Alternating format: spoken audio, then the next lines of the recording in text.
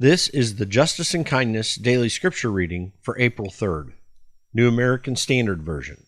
Go to glow.fm/justice and kindness to support this effort.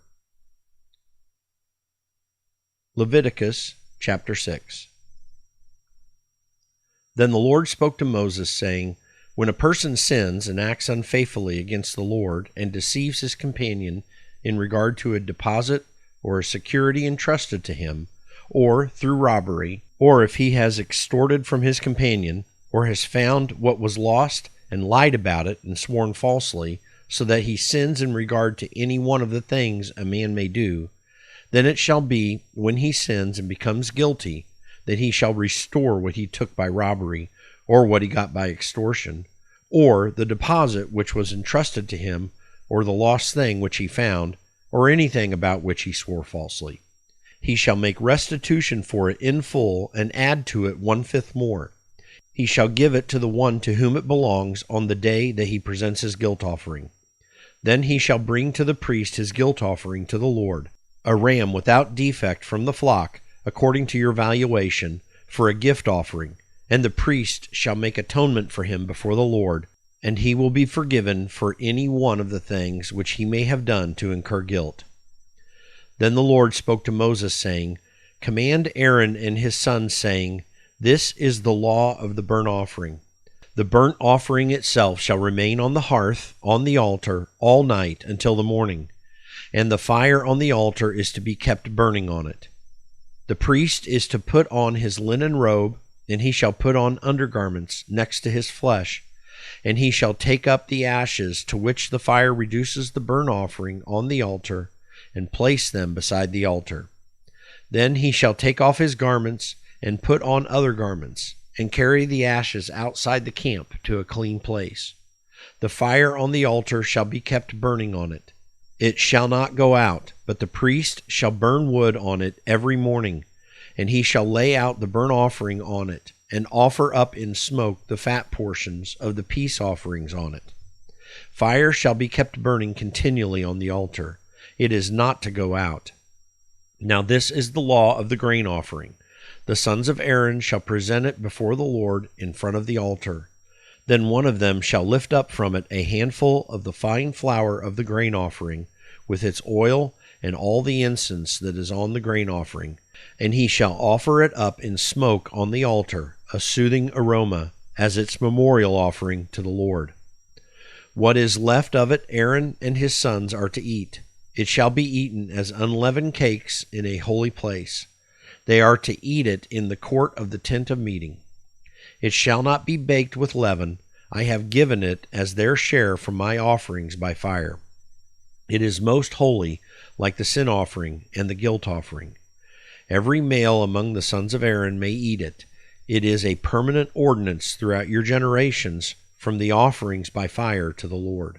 Whoever touches them will become consecrated. Then the Lord spoke to Moses, saying, This is the offering which Aaron and his sons are to present to the Lord on the day when he is anointed. The 1/10 of an ephah of fine flour as a regular grain offering, half of it in the morning and half of it in the evening. It shall be prepared with oil on a griddle. When it is well stirred, you shall bring it. You shall present the grain offering in baked pieces as a soothing aroma to the Lord. The anointed priest who will be in his place among his sons shall offer it. By a permanent ordinance it shall be entirely offered up in smoke to the Lord. So every grain offering of the priest shall be burned entirely. It shall not be eaten. Then the Lord spoke to Moses, saying, Speak to Aaron and to his sons, saying, This is the law of the sin offering. In the place where the burnt offering is slain, the sin offering shall be slain before the Lord. It is most holy. The priest who offers it for sin shall eat it. It shall be eaten in a holy place, in the court of the tent of meeting. Anyone who touches its flesh will become consecrated, and when any of its blood splashes on a garment in a holy place, you shall wash what was splashed on. Also, the earthenware vessel in which it was boiled shall be broken. And if it was boiled in a bronze vessel, then it shall be scoured and rinsed in water. Every male among the priests may eat of it. It is most holy. But no sin offering of which any of the blood is brought into the tent of meeting to make atonement in the holy place shall be eaten. It shall be burned with fire. Psalm 5. For the choir director, for flute accompaniment, a psalm of David. Give ear to my words, O Lord. Consider my groaning. Heed the sound of my cry for help, my King and my God, for to you I pray. In the morning, O Lord, you will hear my voice. In the morning I will order my prayer to you and eagerly watch. For you are not a God who takes pleasure in wickedness. No evil dwells with you. The boastful shall not stand before your eyes. You hate all who do iniquity. You destroy those who speak falsehood. The Lord abhors the man of bloodshed and deceit. But as for me, by your abundant loving kindness I will enter your house. At your holy temple I will bow in reverence for you. O Lord, lead me in your righteousness because of my foes. Make your way straight before me. There is nothing reliable in what they say. Their inward part is destruction itself. Their throat is an open grave. They flatter with their tongue. Hold them guilty, O God. By their own devices let them fall.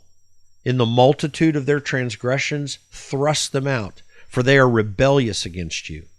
But let all who take refuge in you be glad. Let them ever sing for joy.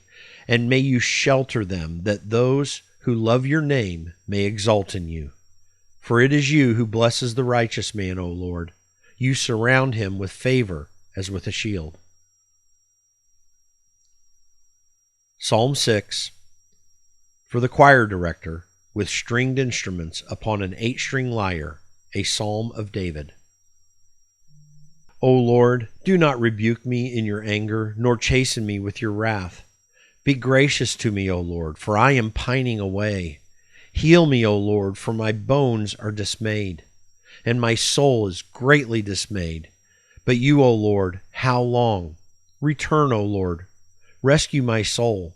Save me because of your loving kindness. For there is no mention of you in death. In Sheol, who will give you thanks? I am weary with my singing.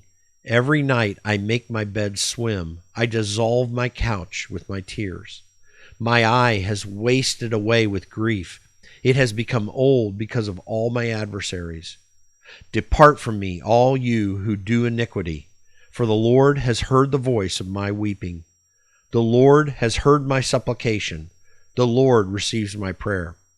All my enemies will be ashamed and greatly dismayed, but they shall turn back. They will suddenly be ashamed. Proverbs chapter 21. The king's heart is like channels of water in the hand of the Lord. He turns it wherever he wishes. Every man's way is right in his own eyes, but the Lord weighs the hearts. To do righteousness and justice is desired by the Lord more than sacrifice. Haughty eyes and a proud heart, the lamp of the wicked is sin. The plans of the diligent lead surely to advantage, but everyone who is hasty comes surely to poverty. The acquisition of treasures by a lying tongue is a fleeting vapor, the pursuit of death. The violence of the wicked will drag them away because they refuse to act with justice. The way of a guilty man is crooked, but as for the pure, his conduct is upright. It is better to live in a corner of a roof than in a house shared with a contentious woman. The soul of the wicked desires evil. His neighbor finds no favor in his eyes. When the scoffer is punished, the naive becomes wise, but when the wise is instructed, he receives knowledge. The righteous one considers the house of the wicked, turning the wicked to ruin. He who shuts his ear to the cry of the poor will also cry himself and not be answered. A gift in secret subdues anger, and a bribe in the bosom strong wrath.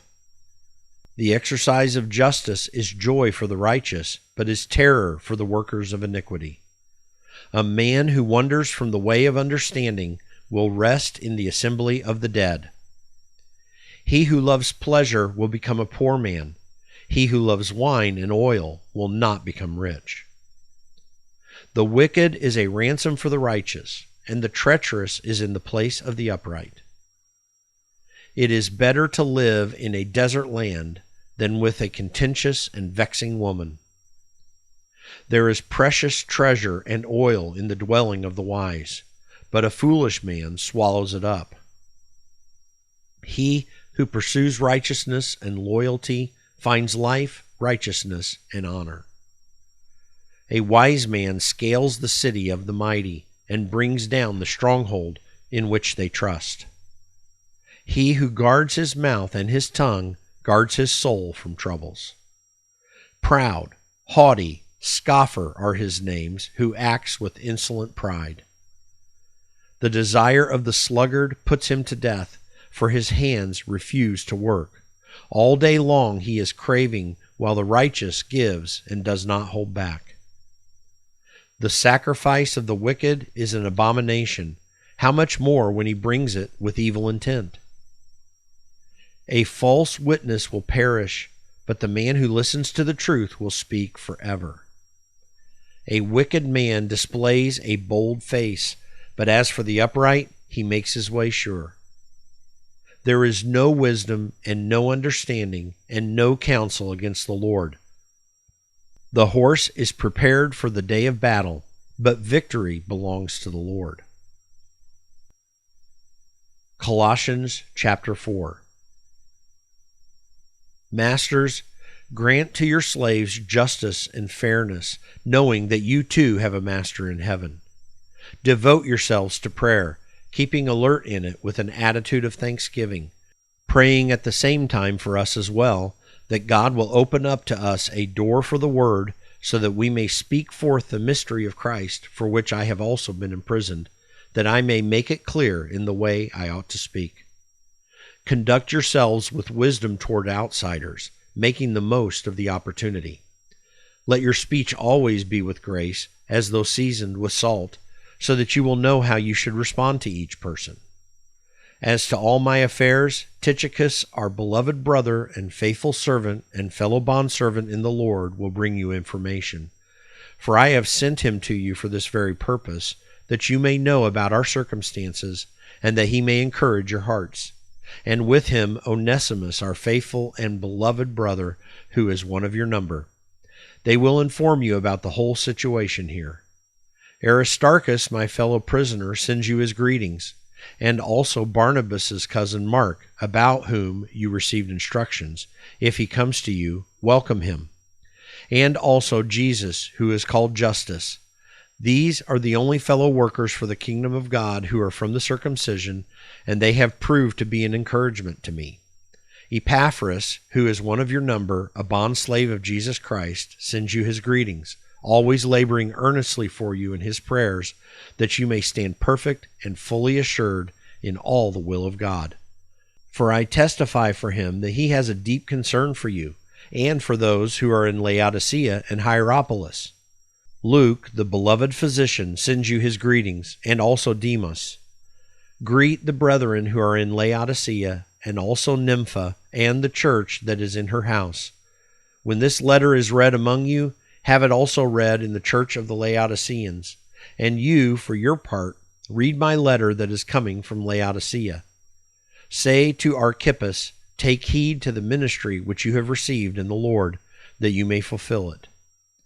I, Paul, write this greeting with my own hand. Remember my imprisonment. Grace be with you. The Justice and Kindness daily reading and daily devotional are a service to all those who seek to know God more fully and to have their mind renewed for Christ's sake.